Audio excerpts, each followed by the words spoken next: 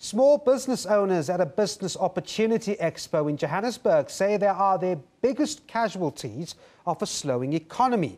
They say the weak economic growth leaves them with little muscle to create much-needed employment. Small businesses have the capability to create millions of desperately needed jobs, but the reality is that only a few of them survive long enough to create any sustainable employment. Almost 30% of the country's entrepreneurial businesses shut their doors last year due to difficulties in accessing the funding they needed. Established entrepreneurs say basic business skills also need to be taught to entrepreneurs. Most of us are stuck in a space where we think that we need funding in order to start a business, which means that we are caught up in the culture of saying, I want to buy something so that I can sell it. But most entrepreneurs could actually start in a services space where they can actually provide services, they can consult and still get paid.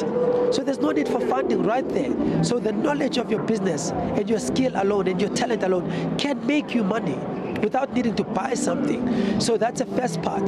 The second part is that the administration of that business now, once you've got the opportunity and now you've got the business, to manage that business so that it's sustainable and it grows, it's a big challenge. According to the latest Global Entrepreneurship Monitor, South Africa has an established business rate of only 2.9%, which is far behind sub-Saharan Africa's average of 16%. Economists say South Africa's low growth rate is dragging the entire region down. The South African economy at the current growth trajectory is probably not going to see 1.5% economic growth for this year. Next year is not going to be much better, while the rest of Africa is growing at a much higher rate. Despite going through some difficult times themselves, and despite the fact that the rest of Africa simply does not have the infrastructure that we have in South Africa or the institutions that we have in South Africa, I think what we simply do not use what we have in South Africa optimally, because if we've had economic growth would have been much stronger, we would have created so many more jobs, and most importantly, we would have created so much more wealth.